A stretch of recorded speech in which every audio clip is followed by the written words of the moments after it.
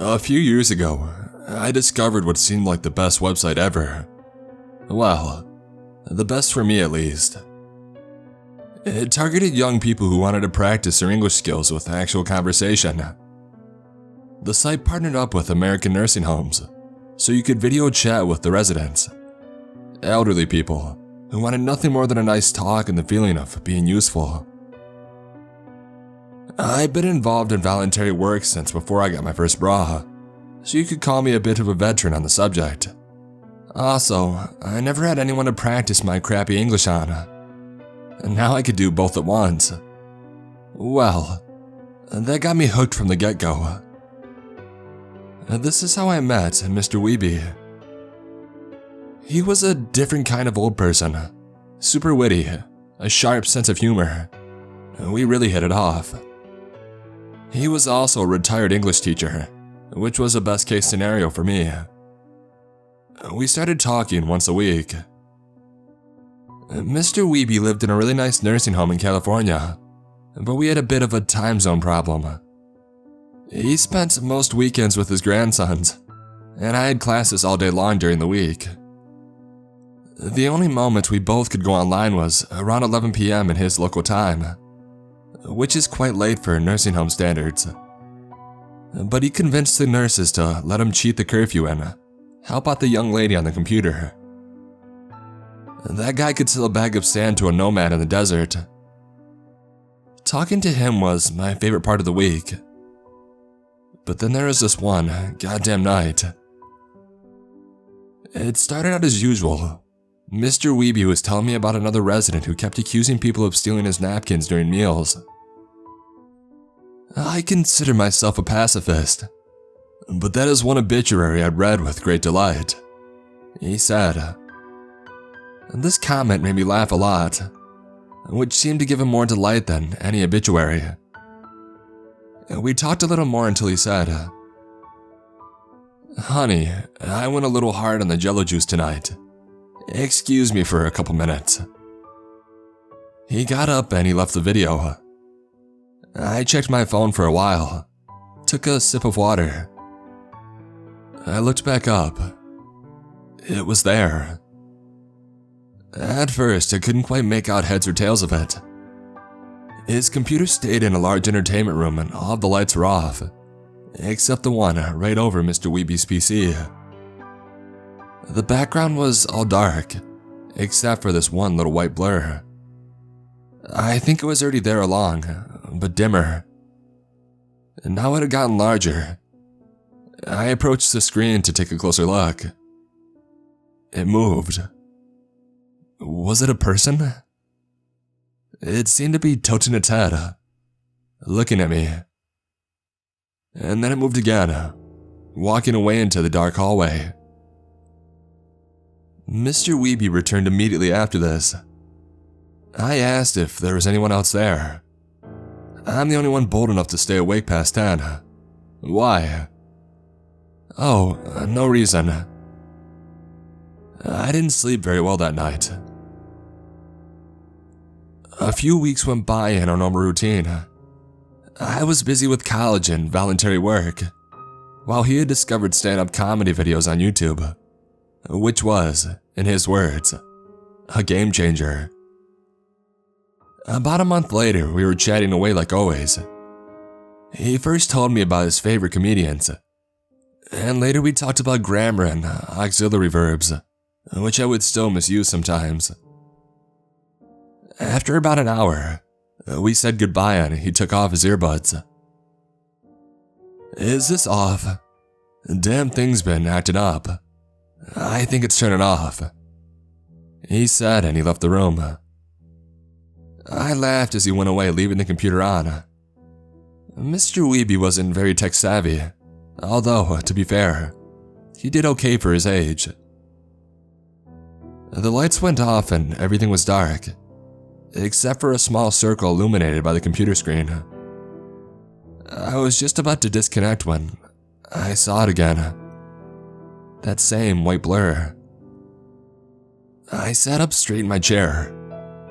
It started to grow, getting closer, closer. It was about 20 feet from the screen now, and the image finally became defined enough so I could see what it was. She was wearing a white nightshirt. Below it, very thin, crooked shins. She walked with a limp and had some very old slippers on. The arms were also very thin and ended on bony, purple hands with nails missing. There was long, dark hair that seemed like it never had been washed in a century. She raised her head a little and I could see the face. There was a mouth, yes, a huge mouth that had been cut outwards through both cheeks. Pieces of flesh would hang loosely, wet with blood.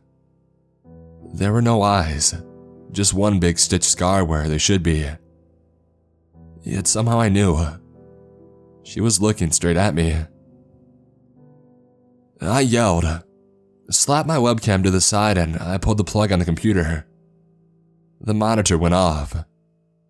I was breathing deep and fast, crying my heart out. What in God's name was that? The following week just dragged by. I had trouble sleeping or concentrating on anything.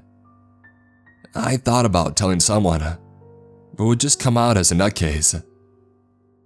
I considered calling the nursing home and asking for the security cameras, but did they even have those in the recreational area?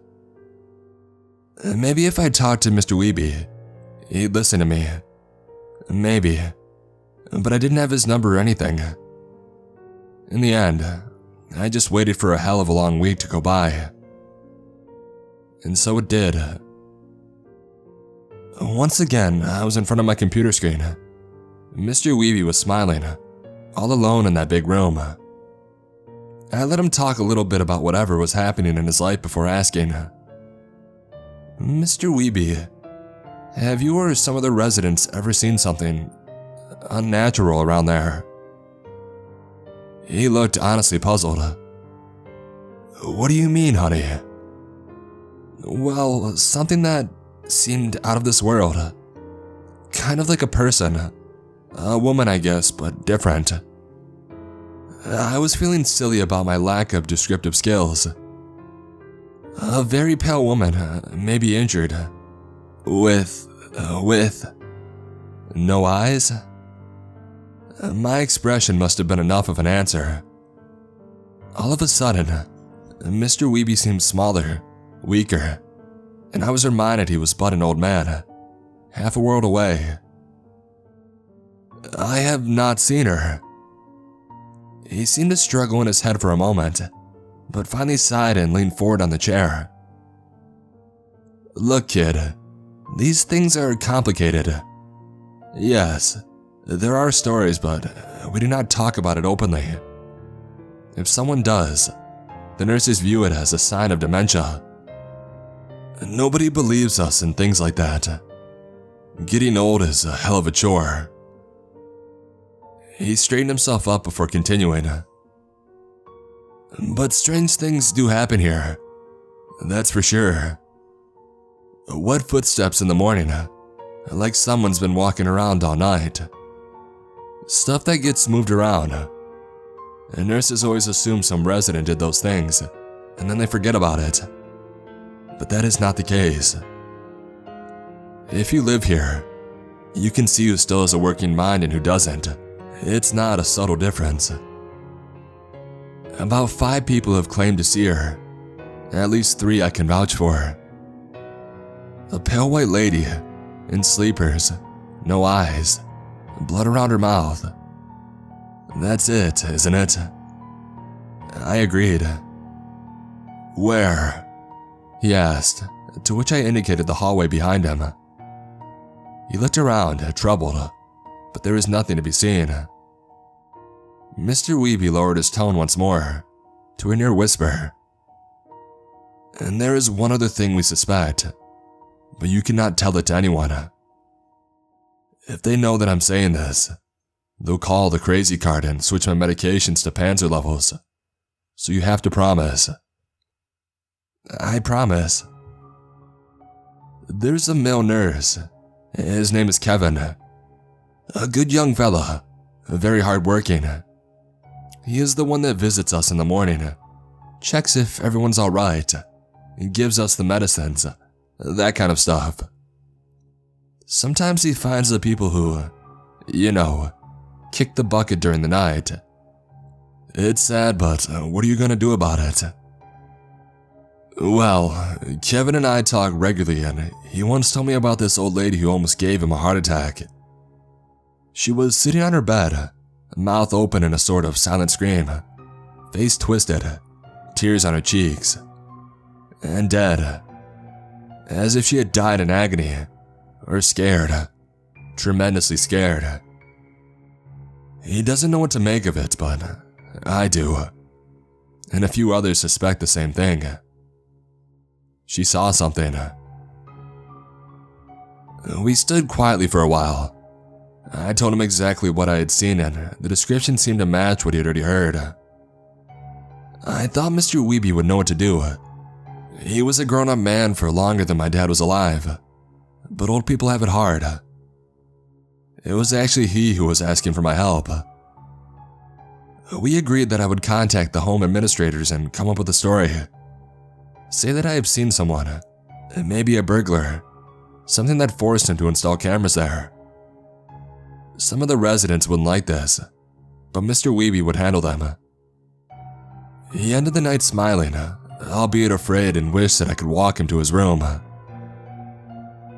This gave me an idea. I taught him to use the Skype app. This way we could talk through there. We started a video call, and I told him to carry the phone to his room, so we would both be less afraid together. Mr. Weeby almost cried right then and there, but concealed his eyes and he agreed. He got up and he started walking. We soon were halfway there and already saying goodnight. But of course, nothing ever goes as planned. Oh no. What's wrong? He took a step back and then another, his hands shaking with the phone.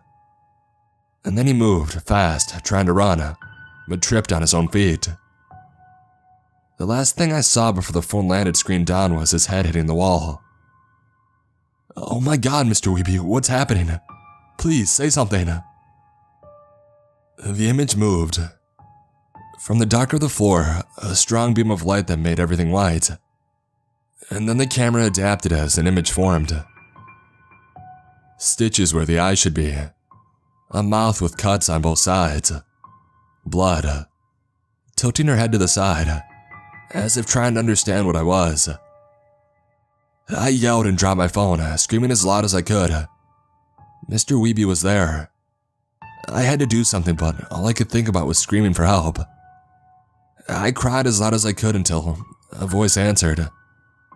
I picked up the phone carefully and I saw a woman in uniform. There were people around her and the lights were on. Who the hell are you? She asked, and I didn't know what to answer. Honestly, I don't remember what we talked about at this point.